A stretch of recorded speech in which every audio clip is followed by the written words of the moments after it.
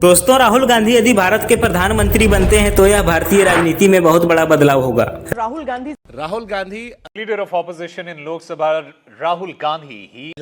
Firstly, Rahul's personality, Rahul's entire personality has totally changed. And Rahul Gandhi मनुष्य बेहतर है। राहुल गांधी आज के समय में बहुत अच्छा स्टेटमेंट देते हैं।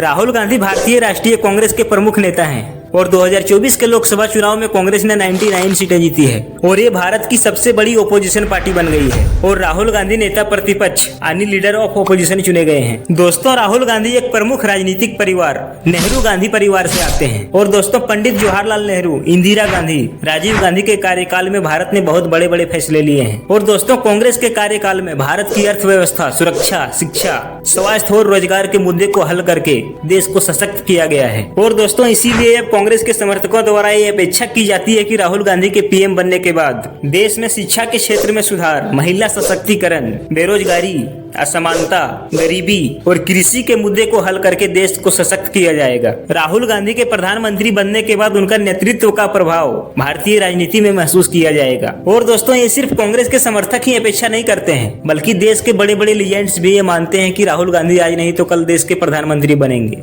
मुझसे तो खैर बड़े राहुल गांधी से मुझे अब उम्मीद ठीक ठाक है अभी, क्योंकि इनकी उम्र बहुत कम है, 52 साल के लगभग हैं। इतने ही योगी आदित्यनाथ है। तो मेरा अपना मानना है कि आज से 10-15 साल बाद हम इन दोनों को पीएम के रूप में देखेंगे। राहुल गांधी के बारे में आपका क्या कहना है? जीनियस बनता है, मेहनती है, अच्छा जा रहा है, अच्छा जाएगा। कितना अच्छा जाएगा? अच्छा जा सकता है। anyway, I think the three main reasons. Firstly, Rahul's personality, Rahul's entire personality has totally changed. And I don't know how. I've come on studio in election results and I personally admit I had very little hope from him.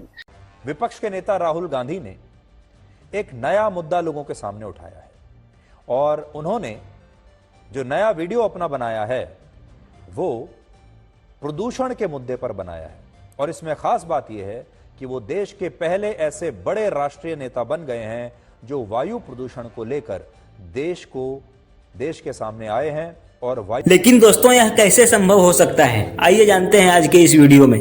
दोस्तों, राहुल गांधी को प्रधानमंत्री बनने के लिए सबसे पहले भारतीय लोकसभा चुनाव में जीत हासिल करने के साथ साथ इनके पार्टी कांग्रेस को भी लोकसभा चुनाव में बहुमत हासिल करनी होगी, तभी राहुल गांधी प्रधानमंत्री पद के लिए स्वाभाविक उम्मीदवार बनेंगे। और दोस्तों, राहुल गांधी और कांग्रेस के लिए दूसरा रास्ता यह है कि अगर अकेले ये लोकसभा चुनाव में बहुमत हासिल नहीं कर पाते हैं तो अन्य पार्टियों के साथ गठबंधन करके भी ये सरकार बना सकते हैं। दोस्तों, ऐसी स्थिति में राहुल गांधी को अन्य पार्टियों का समर्थन ही पीएम बना सकती है। दोस्तों, राहुल गांधी के ऊपर हिंदुस्तान की जनता का भरोसा होना चाहिए। देश की जनता को ये लगना चाहिए कि राहुल गांधी हमारे लिए एक अच्छे प्रधानमंत्री बन सकते हैं और राहुल गांधी के नेतृत्व में हमारा देश प्रगति कर सकता है, विकास कर सकता है। और दोस्तों, कांग्रेस पार्टी को गठबंधन करने के लिए अन्य पार्टियों का भरोसा होना चाहिए, तभी अन्य पार्टियों का समर्थन कांग्रेस को मिलेगी और राहुल गांधी प्रधानमंत्री बन पाएंगे। दोस्तों, राहुल गांधी के लिए भारत की जनता के दिल में विश्वास दिलाना थोड़ा मुश्किल तो है लेकिन नामुमकिन तो नहीं है, क्योंकि दोस्तों, राहुल गांधी ने हिंदुस्तान की जनता का दिल पहले भी जीत चुके हैं, क्योंकि देश की जनता का समर्थन इन्हें 2024 के लोकसभा चुनाव में अच्छा मिला है। दोस्तों, राहुल गांधी ने भारत जोड़ो यात्रा आंदोलन 7 सितंबर 2022 को शुरू की। एक कश्मीर से कन्याकुमारी तक 4000 किलोमीटर पैदल चले और दोस्तों, भारत जोड़ो यात्रा आंदोलन का उद्देश्य ये था कि देश भर में नफरत, असहमति और सामाजिक बंटवारे के खिलाफ जागरूकता फैलाना। दोस्तों, इस यात्रा के दौरान राहुल गांधी के साथ हजारों समर्थक और आम जनता शामिल हुए। दोस्तों, राहुल गांधी देश भर में लोगों से मिलकर शिक्षा, स्वास्थ्य, बेरोजगारी, किसान की समस्या और अन्य सामाजिक मुद्दों पर लोगों का ध्यान आकर्षित किया। दोस्तों, भारत जोड़ो यात्रा ने कांग्रेस और भारतीय राजनीति में एक बड़ा प्रभाव डाला और दोस्तों, राहुल गांधी और कांग्रेस के लिए एक ऊर्जा का नया स्रोत बना। दोस्तों, राहुल गांधी और कांग्रेस का सीधा टक्कर बीजेपी के साथ है और राहुल गांधी ने बीजेपी को चुनौती देने के लिए कई बार प्रयास किए हैं, लेकिन बीजेपी का मजबूत नेतृत्व और विशेष रूप से नरेंद्र मोदी के प्रभाव के सामने इनका हर प्रयास असफल रहा है। दोस्तों, राहुल गांधी और कांग्रेस को बीजेपी को टक्कर देने के लिए एक सशक्त और संगठित दृष्टिकोण अपनाने की आवश्यकता है। और ये बात अब कांग्रेस को समझ में आ रही है, राहुल गांधी भी समझ रहे हैं और इस दिशा में आगे भी बढ़ रहे हैं। दोस्तों, राहुल गांधी को बीजेपी के खिलाफ अभियान को मुख्य मुद्दों पर फोकस करना होगा, जैसे बेरोजगारी, महंगाई, किसानों की समस्या